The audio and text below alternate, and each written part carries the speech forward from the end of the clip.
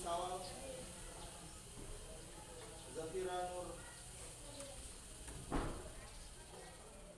Citra Widyawati.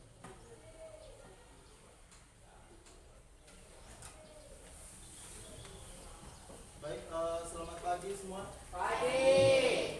Untuk sebelum memulai pembelajaran kita SPT dulu. Masih ingat SPT ini sebelumnya? Ya. Ya, berdiri semua.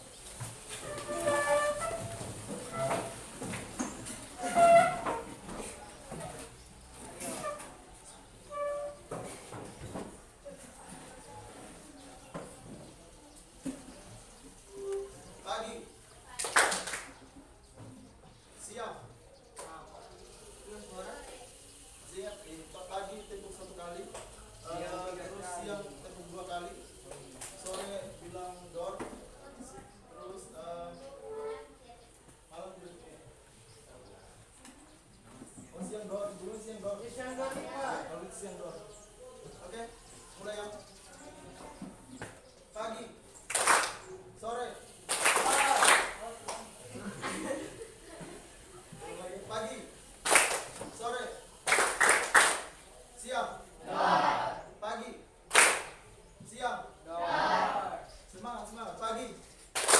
Siang. Pagi. Malam. Sekali lagi ya. Pagi. Siang. Siang. Pagi. Sore. Malam. Sekali lagi. Pagi. Siang. Sore. Pagi. Oke, duduk semua. Iya.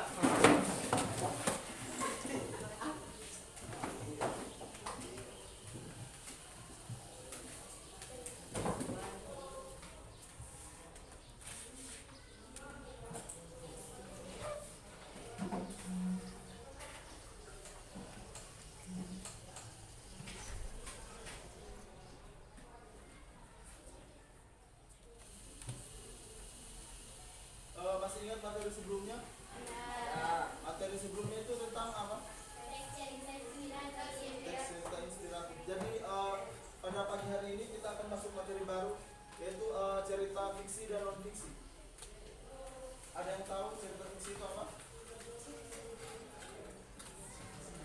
Cerita fiksi dan non fiksi, atau buku fiksi dan non fiksi.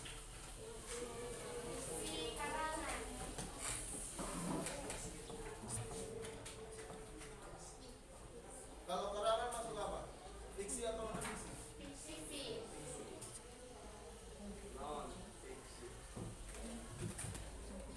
Baik, adik-adik, perhatikan semua.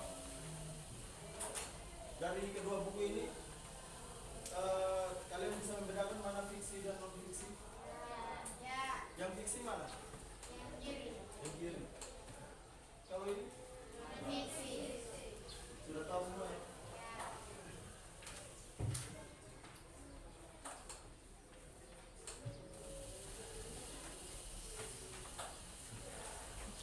Jadi pengertian teks non fiksi, fiksi, teks fiksi berarti cerita suatu karya sastra yang berisi cerita rekaan yang didasari imajinasi pengarangnya dan hanya berdasarkan angan-angan fantasi pengarang.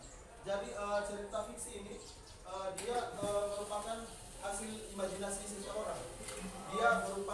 Dia tidak mempunyai fakta yang mendasar. Dia merupakan hasil imajinasi seseorang. Sedangkan cerita non fiksi dia memiliki fakta dan sudah dilakukan penelitian sebelumnya.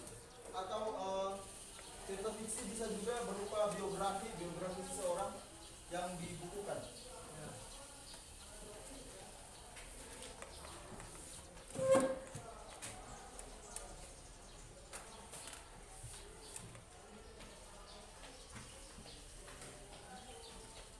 Ini ya ciri-ciri cerita teks fiksi. Bisa dibaca semua? Tidak. 1.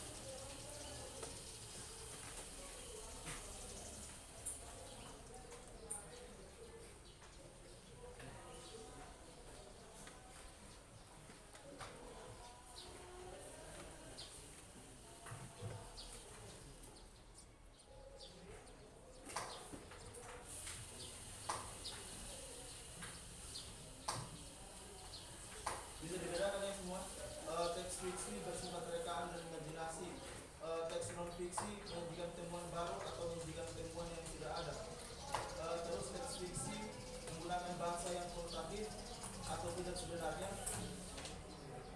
Di teks non-fiksi, ide yang tertulis secara jelas dan sistematis.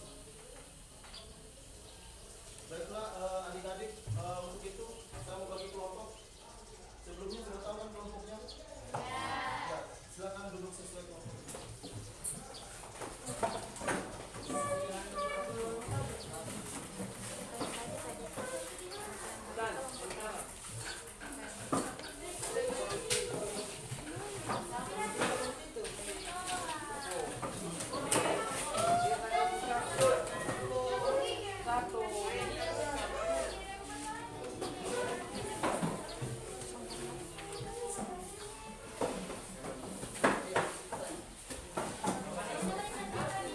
Baik, perhatikan semua.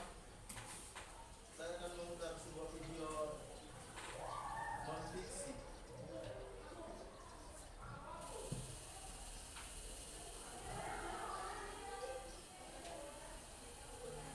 Kami, bangsa Indonesia, dengan ini menyatakan kemerdekaan Indonesia. Umumnya, ketika ditanya tentang siapa Bapak Proklamator Indonesia, orang-orang pasti menjawab, ya jelas Soekarno dan Hatta dong. Memang, pada tanggal 17 Agustus 1945, dua tokoh ini menjadi figur sentral dalam pembacaan teks proklamasi kemerdekaan Indonesia. Saking ikoniknya, Soekarno dan Hatta dijuluki sebagai Bapak Proklamasi Indonesia. Tapi, tahukah kalian, ternyata Soekarno dan Hatta bukan proklamator pertama Indonesia loh. Bertahun-tahun sebelum Indonesia merdeka, ada satu tokoh Nusantara yang sudah lebih dahulu memproklamasikan kemerdekaan Indonesia. Sosok itu adalah seorang pria bernama Nani Wartabone. Pada tanggal 23 Januari 1942, Nani membacakan naskah proklamasi kemerdekaan di Gorontalo, Pulau Sulawesi.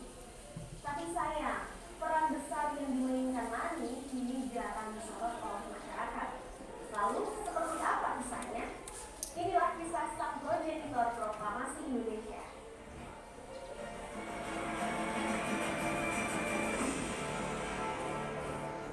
Nani Wartabone lahir di Suawa, Kabupaten Bone Bolango, Gorontalo pada 30 April 1907. Nani memiliki latar belakang keluarga yang sebenarnya dekat dengan pemerintah Belanda. Ayahnya yang bernama Zakaria Wartabone bekerja sebagai salah satu aparat pemerintah Hindia Belanda. Lalu ibunya yang bernama Sairah Moduto juga adalah seorang keturunan penguasa Suawa.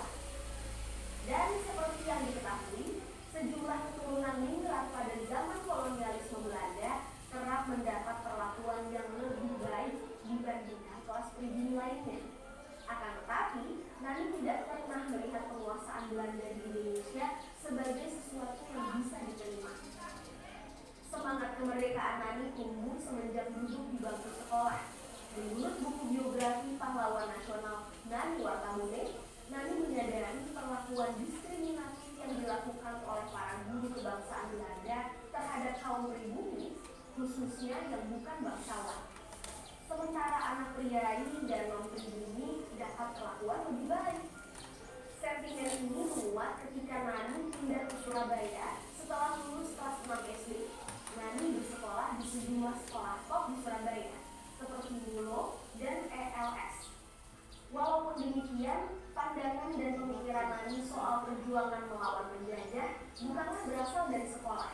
Pandangan revolusioner ini muncul dari